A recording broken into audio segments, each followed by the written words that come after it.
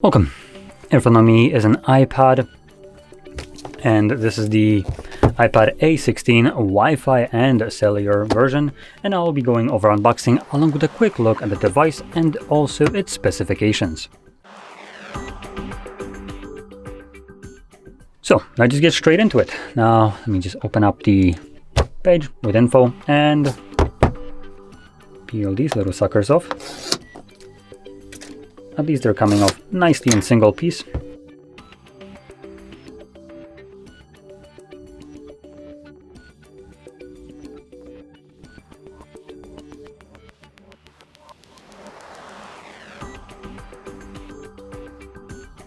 So while this is booting up, I'm going to set it to the side and take a look at what is also in the box. So we get some paperwork, colored instructions, and well, that's about it. Obviously there's no more stickers or anything like that. And then we also have our Type-C to Type-C charging cable, braided one, which is pretty nice. And that's it. There's nothing else. Now taking a look at the device itself, it has pretty chunky bezels all around, which doesn't look too appealing, to be completely honest, considering that this device is a relatively new one, 2025. So going over the specifications. Number one, the display size right here is an 11-inch screen with a resolution of 1640 by 2360 pixels, liquid retina LCD IPS. You gotta be kidding me. With a 500 nits typical brightness, 80% screen to body ratio, pixel density of 264 pixels per inch, and scratch resistant glass with oleophobic coating. So going over this display, as there is a little bit to unpack right here, and honestly a lot to unpack with this device. First, I will start off by checking out the price, which I haven't done so yet, and this device comes at roughly 400 whopping euros. So it's not the cheapest when it comes down to devices, tablets. And to be completely frank with you, it is disappointing how little you get for this price. So we have just BS of a liquid retina, which means FL. What it matters is that it's an LCD IPS display, which for a device that you're going to be looking at pretty freaking often, I would love to see an OLED display or AMOLED display, as this would give you these insane inky blacks where the pixels are just turned off, and pretty bright areas with just each pixel being individually lit. So for instance, in a dark, like for instance TV show, where there is some maybe fire during night, that would look fantastic. But no, we just get a typical garbage LCD IPS. And yeah, that's not going to look too great when, for instance, consuming media like TV shows and movies. It is basically the same kind of type of display that you have at work on your computer. So nothing substantial. Brightness-wise, also nothing great. We're looking at only 500 nits, though for a tablet, it's pretty okay.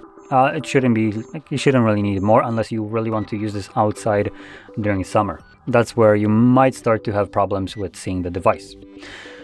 Additionally, it's lacking high refresh rate, HDR, Dolby Vision, and any other kind of certifications or high refresh rates to make the experience even better. This is just bog standard 60 frames that we have been having on devices well, since the inception of smart devices. It's 2025. Budget devices come for $100 come with a higher refresh rate than this. So I see absolutely zero reason for this to even exist at this refresh rate. It's just a middle finger from Tim Cook to all consumers that are like just looking at it and, oh, new Apple must be great. No, it's not. It's piece of shit. You're getting completely shafted by Tim Cook right here. And there's no easy way to put it. Like, this device is just straight middle finger. And honestly seems like a lot of those new Apple devices are in general. So this isn't the only one. For instance, the iPhone 16e, the iPhone 16 are the same kind of thing, though these at least include an AMOLED or OLED display. This doesn't even do that. Now, Moving out of the display into some other things, let's take a look at the back, and we have a single camera setup. Wow, just like the iPhone 16e. It almost looks like a bigger version of it. And that camera is a 12 megapixel f1.8 aperture wide sensor that allows you to surprisingly capture videos at 4K up to 60 frames. 1080p do the same with slow motion of 120 and 240. And it comes with gyroscopic electronic image stabilization. Next we have right here, it's kind of hard to see, but right next to the microphone, we have another 12 megapixel f2.4 aperture, 122 degree ultra wide lens that does 1080p at maximum 60 frames per second. So for a selfie camera, this is actually pretty decent, considering that it's doing 60. Now, if we talk about the internals, we have a measly 4 gigabytes of RAM in here. Again, this is just absolute joke, considering phones come with well, nowadays 12 gigs. Sorry for the camera just losing focus. But yeah, phones come with like primarily 12 gigs of RAM, at least the mid-range ones to high-end ones. This, well, charges mid-range price. It comes with just absolute dog shit, 4 gigabytes of RAM. A $100 device comes with about this much RAM. This is 4 times more. Now moving into the processor, that's where it kind of picks up with the Apple A16 Bionic processor. Now if I remember correctly, this is not the newest nor the greatest one right now. Quickly check.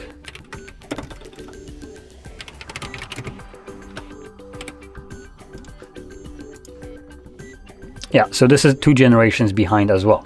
So the processor in here is from iPhones that were released 2 years ago, being the A16. Right now we're looking at A18. So you get a older processor, you get no RAM, you get crappy display.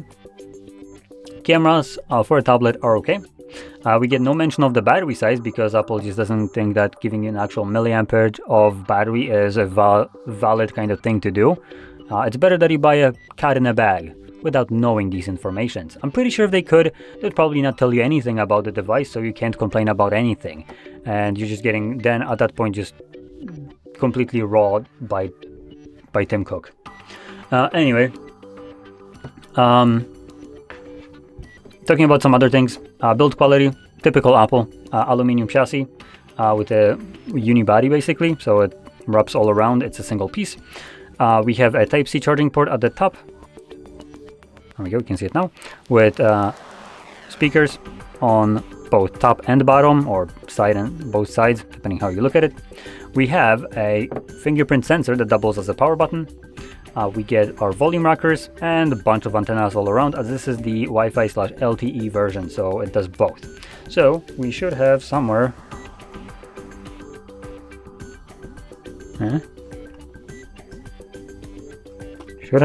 a SIM tray, but I guess the only SIM you can put in here is an eSIM. Okay, well that's a bit disappointing. So yeah, it's just an eSIM model. Okay, so they don't have even a tray, so yeah, you have to have that QR code that you scan with the camera to add your SIM card. Or, well, not really card, eSIM. So that's basically it. The only other thing that I can mention is the colors that the device comes in, and we have silver, blue, pink, and yellow, and those basically sum it up. One of the things that I do want to point out when it comes into Apple devices, the speakers on them are pretty good, so I don't want to take away. I don't want to like crap on everything that this device provides. There are some nice things. The ecosystem for Apple is also pretty good, so you have things like these ones, which are pretty premium feeling and working keyboards. With trackpads, so it basically converts such a device into almost a laptop grade device. But that in itself is kind of a scam, because you're getting this, it is completely capable of running typical Mac OS experience, but you don't get Mac OS, you get iPad OS, and iPad OS isn't very usable. You might have some applications that you can find on Mac OS, for instance like some Lightroom editing or whatever, but these are just kind of ports to the iPad. They're not full-fledged versions of what you have on the Mac, and obviously you don't have access to every kind of program that is available on the Mac. And the processor in here is well and capable of running this at this point. And we're talking about the A16, which already was pretty powerful, even 2 years ago. So the newest one, like A18 and all the even like iPad Pros and whatever, which actually run M processors, those are even more insane. So those have literally no reason to not be running an iPad OS or Mac OS on there. And that would obviously give you more utility out of a device like this. But instead you're kind of limited to this wonky kind of tablet-like experience using a keyboard and a trackpad. And if you ever try to using that, it's not the best experience. So anyway, that basically sums it up. So if you found this video helpful, don't forget to hit like, subscribe, and thanks for watching.